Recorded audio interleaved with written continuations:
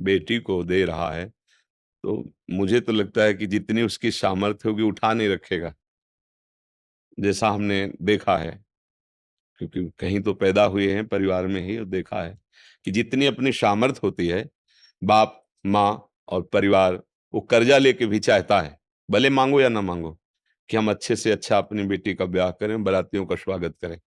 पर जब वर पक्ष के ये बात रख देते हैं कि इतने लाख या इतने, तो उस ममता भरे परिवार में विषमता पैदा हो जाती है कि इससे अच्छा है बेटी पैदा ना होती। ये जो आज गर्भ हत्याएं हमारी बहुत बड़े पाप की प्रवृत्ति बढ़ रही है, माताओं बहनों में भी समाज में भी, तो उसका कहीं ना कहीं काफी दोष इस दहेज प्रथा पर है। क्योंकि हमने देखा है कि गांव के जैसे किसान आदमी हैं, बेटी को पढ़ाया लिखाया सुंदर पुष्ट किया, ब्याह योग्य हुई, जिनके घर में अब बोले हमको इतने लाख चाहिए, और बेचारा आके घर में बैठ के रो देता है कि किसी तरह तो हम परिवार का पोषण कर रहे हैं, क्या करें। अब बेटी का ब्याह करना है, थोड़ा खान पान हो रहा हो जिस घर में, थोड़ा लड़का अच्छा हो, और वो इतने लाख मांग रहे हैं, और अपनी खेती पूरी जमींदार के यहाँ रख देता है, और ब्याज पे ब्याज वो लगा, मतलब कितना उसको अब क्या सोचेगा पड़ोसी जो देखा दशा कि यार इससे अच्छा मार दो। बुद्धि भ्रष्ट हो गई दहेज प्रथा के भय से। अच्छा, कुछ ऐसे हम वहाँ थे, निम्बुआ घाट, गंगा जी के किनारे भ्रमण करते, फतेहपुर जिले में है। तो ऐसे संतों के पास तो आते रहते ना दर्शनार्थ या संभाषणार्थ। तो एक गृहस्थ ब्राह्मण परिवार के आते थे, तो अब जब मार्ग में चल रहे हैं तो कभी कोई ना कोई बात तो हो ही जाती भागवतिक। तो अपनी बेटी को लाए थे, तो यहाँ सब जली हुई थी ऐसे पूरे, ऐसे इतना चेहरा ऐसे और सुंदर एकदम, और अच्छे तो वो जब आए तो दृष्टि तो जाती ना जिससे, तो वो भयावही दृष्टि देखी, तो उनका इस बच्चे को क्या हो गया। तो उनका महाराज इसका ब्याह किया था, जितनी हमारी सामर्थ्य थी, जितना उन्होंने मांगा था उतना दहेज दिया था। पर वो लोग, अब जो सुशील बच्ची थी, जब वो बता रहे थे तब उसके आंसू चल रहे थे उस बच्ची के। तो बोले फिर भी उन्होंने मांग की, हमने फिर भी दोबारा जो हमसे बना दिया। बोले तिवारा हमारी बच्ची को चारपाई में बांध करके आग लगा दी, चारपाई में बांधकर। और भगवान की लीला कि रस्सी का वो हिस्सा पहले टूटा जो ताकत लगा के उठने पर खुल जाए, वो पहले जला, जल रही थी वो भी, और भागी उस सीढ़ियों से चढ़ के उनके चाचा के घर में कूद गए। छप्पर होते हैं ना आंगन में, छप्पर के सारे जे नीचे कूद, जीव जलती उन्हें देखा तो कंबल आदि से ढका, और उनके पास बंदूक थी कि अब नहीं, अब ये मेरी बेटी हो गई, उन्हीं के परिवार, अगर किसी ने इधर आंख उठाई तो गोली मार देंगे। वो बोले हमें सूचना दी गई, हम अपनी बेटी को ले ऐसे। अब बोलो ये राक्षस है या मनुष्य है। वो बेटी जिंदगी, अब उसके अंतरात्मा में जो उनके प्रति भाव आएगा, वो उसे झेल नहीं पाएंगे चाहे जितना। तो कई तरह से दहेज प्रथा से बहुत हानि है। और हमें लगता है कि अगर तुम्हें सुंदर सुशील कन्या मिल जाए, और उससे तुम्हारी वंश परंपरा, देशभक्ति, भगवत भक्ति, बुद्धिमान ऐश्वर्यवान पुत्र पैदा हो, वो अच्छा। या उसको इस तरह से परिवार को क्लेश देना, उस बच्ची को क्लेश देना, या वो परिवार वाला बच्ची जिसके है वो ये सोचने पर मजबूर हो जाए कि इससे तो अच्छा है कि हमारी बच्ची ना होती। तो ये दहेज प्रथा तो बहुत ही कहीं किसी भी तरह लाभदायक नहीं है, कहीं भी किसी भी। और जो इस तरह से दहेज लिया जाएगा, वो लिख लो और उस परिवार की जांच कर लेना। कुछ वर्षों के बाद उस परिवार में ऐसा षड्यंत्र रचेगी माया कि शांति और सुख नहीं होगा, शांति सुख नहीं हो सकता। दूसरे को दुख देकर, जलाकर, क्लेशित करके आज तक कभी कोई सुखी नहीं हुआ है, ये पक्की बात है। और सबसे प्रार्थना है कि बेटियों की भावना में उनका गर्भ की हत्या कर देना, इस ये समझ लो आपके पास कोई प्रायश्चित नहीं इस पाप से हटने का। अरे आप पढ़ने लिखने दो, आजकल बहुत हमारे मतलब पढ़ाई लिखाई, तो कहीं न कहीं वो कुछ ना कुछ करेंगी। अपने हिसाब से वो जीने लायक बुद्धि भगवान सबको दे देते हैं। हमें तो दिखाई दे रहा है कि बच्चियाँ बड़ी उन्नति में जा रही हैं, फोर्स में भी बच्चियाँ जा रही हैं, नहीं जा रही? तो ऐसा ना सोचे कि बच्चे तो हमारा दुर्भाग्य है, ऐसा माता-पिता को नहीं। और कई जगह हमने देखा है जहाँ बूढ़े माता-पिता को कोई सहयोग नहीं देता, तो हमने देखा बच्चियाँ ही सहयोग देती हैं। कभी लड़कों को किडनी देते हुए नहीं देखा अपने बाप को। जहां सुनने को आता है तो बेटी ही किडनी देती नजर आती है। लड़के 4 हैं, हिस्सा बांट लिए, अब वो एक एक रोटी देने के लिए पड़े, वो भाग के भी जब माता पिता बेटी के पास वही दुलार करती है, क्योंकि वो करुणामयी है ना, मातृ स्वरूप हृदय में विराजमान ना। अच्छा बेटी नहीं होगी तो बेटा आसमान से पैदा हो जाएगा क्या? है, सोचो चाहे करोड़ों का घर हो और एक स्त्री शरीर ना हो उस घर में, किसी काम का घर नहीं है, और मेहनत करके आते हो, भले 200 रुपया लाते हो, और उस दैवी शक्ति के हाथ में रख दो, तुम्हारे पूरे परिवार का पोषण करेगी, किसी को भूखा नहीं रहने देगी, सबको वाणी के द्वारा, चेष्टाओं के द्वारा प्रसन्न रख, ये मात्र शक्ति है। इसके साथ ऐसी भावना करना कि तुम्हारे केवल चिन्ह का ही तो फर्क हुआ, तुम्हारी संतान पुरुष चिन्ह से युक्त हुई तो तुम इतने महान हो गए कि आप गाली दे रहे हो, आप उसको कष्ट दे रहे हो, आप पैसे ले रहे हो, और वो अपने पूरे जीवन को तुम्हारे को समर्पित किए। ये भारी दंडनीय अपराध है। यहाँ दंड अगर नहीं मिला ना, तो तैयार रहो, फिर भगवान के शासन से फिर किसी को बचने का चांस नहीं मिलता। तिनकर काल रूप में भ्राता, बहुत बहुत सावधान। ये तो बहुत अच्छा प्रश्न आपने किया है, क्योंकि समाज के लिए बहुत सुधार, जिसने अपनी बच्ची हमें दे दी, अपना सर्वस्व दे दिया मानो, अब उससे हमें मांगने की जरूरत नहीं है। और भगवान, जब आप नहीं ऐसा दबाव डालोगे, तो देने वाला वो है, वो ऐसा कुछ देगा कि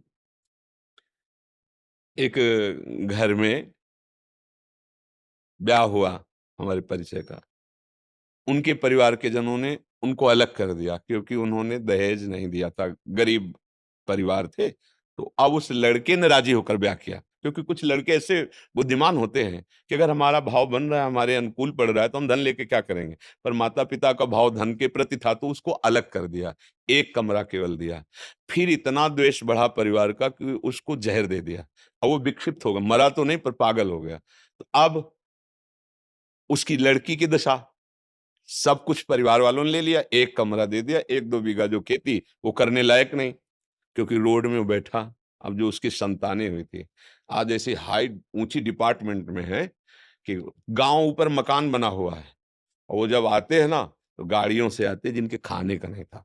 धर्म से चले ना, तो आज पिता, वो जो पागल पिता है ना, ऐसे गोद में रख रहे हैं बच्चे उनकी सेवा में, और जो माँ घरों में काम करके अपने बच्चों को पढ़ाया ना, हाँ, कोई एयरफोर्स में है, कोई ये थल सेना इसमें इसमें है, मतलब कई तो फोर्स में है, और इतने विद्वान हैं कि जो आचार्य महर्षि महर्षि योगी के उसके आचार्य हैं वो, और उनमें पढ़ा रहे हैं। छोटे छोटे बच्चे जो थे वो अच्छी बहुत, तो भगवान दिया ना, देखो अच्छी पदवियां दे दी, अच्छा। और वो जो घर वाले हैं, वो उसी की स्थिति में पड़े। अगर भगवान देंगे ना, तो आप महान बन जाओगे, और किसी भी जीव को सताना, फिर वो तुम्हारी शरणागत हुई है, पाणी ग्रहण तुमने किया, तुम्हारे घर में आई है। कितने राक्षसी स्वभाव के होते हैं। घर में आए हुए, एक शरण में आए हुए एक कबूतर के लिए महाराज शिवी ने अपने शरीर का मांस चढ़ा दिया, और वो कन्या आई है तुम्हारे घर में अपने माता पिता मानकर, अपना भाव रख करके, तो उसको ये समझना चाहिए कि बहुत बड़ी लक्ष्मी हमारे घर आ गई है। अब इससे जो संतान होगी, कुल परंपरा चलेगी। तो ये दहेज प्रथा तो बिल्कुल ही, इस पर सरकारी शासन भी होना चाहिए, और सामाजिक खुद हमारी ऐसी स्थिति होनी चाहिए कि हमें चाहिए कि हम अपने धन से संतुष्ट रहे। आपने कन्या दे दिया, बहुत सुंदर बात है, अब हमारा खुद भाग्य आगे काम करेगा, हमें आपसे नहीं चाहिए। और हमने देखा है कि माता पिता, ऐसे बात अलग है कोई दुष्ट स्वभाव का हो, नहीं वो कोशिश करते हैं मैं क्या दे दूं अपनी बेटी को, पक्का, ये पक्का है। हाँ, मतलब जब बेटी विदा होती है ना, जनक जी के भी आंसू आ गए थे जब सिया जी को विदा कर रहे थे। कोई भी ऐसा पिता लें जिसके हृदय में, तो वो काहे को रखेगा, अपने जो जितनी सामर्थ्य उतना तो दे ही देगा। तो इसलिए मुझे लगता है दहेज नहीं मांगना चाहिए, दहेज देने के भय से गर्भ में बेटी की हत्या नहीं करनी चाहिए। वो आज का समय देखो, आज का समय ऐसा है कि बेटी देखो, हमारे राष्ट्र में तो बेटी ही राष्ट्रपति है। हमारे देश के राष्ट्रपति कौन है? है नहीं, मतलब राष्ट्र के स्वामित्व का जो प्रथम पद है, वो देवी बैठी हुई है, शक्ति तो बैठी हुई है। हे, अगर बिटिया पढ़ लिख गई तो राष्ट्रपति भी बन सकती है। तुम उस बिटिया को इन समझो कि लड़का ही भारत की सेवा कर सकता, राष्ट्रपति है, राष्ट्रपति पद पे है, नाम तो हमें याद है है ना। तो आप सोचो, देखो कितनी सुंदर बात, हमारे राष्ट्र के प्रधान पद पर देवी बैठी हुई है। तो हमें चाहिए कि हम अपनी पुत्री को पढ़ाएं लिखाएं, सुशील, आज के वातावरण की गंदगी से दूर बचाएं, और फिर भगवान चाहेंगे तो आज की देखो, आज की पढ़ी-लिखी बच्चियाँ ऐसी हैं ना कि वो अपनी सामर्थ्य से जी सकती हैं। धीरे-धीरे भगवान भी ऐसी उन्नति उनकी कर रहे हैं मानसिकता की कि फिर अच्छे से हाँ, माताजी के कई रूप हैं हमारी। फिर एक जो रूप है ना, प्रचंड दंड देने वाला, फिर वो रूप जब प्रेरित कर देती है ना, तो फिर नचनी नाच नचा लेती है उस परिवार को। ए, नचा देती है। हाँ, फिर हमारी भगवती की बड़ी सामर्थ्य है, वो बैठ जाएँगी बुद्धि में कि तुम देखना चाहते हो स्त्री में क्या सामर्थ्य है? पुरखा पानी पा जाएँगे, क्योंकि दैवी शक्ति है, इसलिए नमन, तो तुम्हारे परिवार का पोषण और मंगल हो। हमें लगता है दहेज प्रथा बहुत ही हानिकारक है, बहुत ही ये हमारे समाज का एक ऐसा रोग है, जो बहुत पुराने से चला आ रहा है और इस रोग से ग्रसित होकर के बहुत लोग छिन्न-भिन्न हो जाते हैं, खिन्न हो जाते हैं, उदास हो जाते हैं। बेटी पक्ष के लिए उनके हृदय में अश्रद्धा पैदा हो जाती है कि अगर आज बेटी ना होती, तो मैं ऐसा नहीं, बिल्कुल धैर्यपूर्वक चलो, भगवान ने सबके भाग्य की रचना की है और पढ़ लिख करके हमें लगता है कि कोई भी अच्छा-सा जीवन जी सकता है। नहीं जी सकता? नौकरी करो, व्यापार करो। देखो माताएँ-बहनें बहुत सी जगह उन्नति को प्राप्त हो रही है। आजकल तो बच्चे पढ़ते-पढ़ते ऐसे नौकरियाँ करने लगते हैं कि माता-पिता की भी सेवा करते हैं और जहाँ ब्याह हो उस पक्ष को भी संतुष्ट करने की सामर्थ्य उन्हीं बच्चियों में है। पैसे-पैसे कमाने लगी है, तो पर दहेज लेने वाली भावनाओं का त्याग कर देना चाहिए। हाँ, सब नौजवान भाई समाज सुधारक बनो, व्यसन त्यागो, गंदी बातें, गंदी आदतें जो हमारे समाज में फैल रही, एक-दूसरे मिल कर के रोको। अगर आप रुके और एक मित्र को रोका, तो दूसरे को रोकने की सामर्थ्य रखता है। ऐसे अगर हमारा एक मोहल्ला सुधर गया, तो फिर गाँव सुधर जाएगा, एक गाँव सुधर गया, तो एक नगर सुधर जाए। धीरे-धीरे हम लोग भारतवासी हैं, सौहार्द ही हमारा स्वरूप है। गाँव में रहते हज़ारों लोग थे, पर लगता था हम सब एक ही घर के हैं, सब एक ही घर के लगते थे। आज जो हमारी विविधता भावनाओं में, ये ऊँचता, नीचता, ये सब बड़े-छोटे, ये सब जो धन को लेकर के, जन्म को, कुल को लेकर के कई तरह, ये सब मानसिकताएँ केवल हैं। हम एक ही प्रभु के बच्चे हैं। अगर हम अच्छे आचरण से चलें, तो हम मनुष्य जीवन बड़ा आनंद में, सुख में व्यतीत। अच्छा, ये हमारे जवान भाइयों को ही ज़रूरत है, क्योंकि यही हमारे देश के भविष्य हैं। अब 15 से लेकर के 35 तक की अवस्था के जितने हैं ना, ये तूफ़ानी अवस्था होती है। अगर इसमें गंदी बातें आ गई, गंदा आहार, गंदा व्यसन, तो फिर ठीक नहीं है। हाँ, अच्छी समाज का संगठन करो और स्वयं अच्छे बनो और दूसरों को अच्छाई के मार्ग पर चलने का सहयोग दो।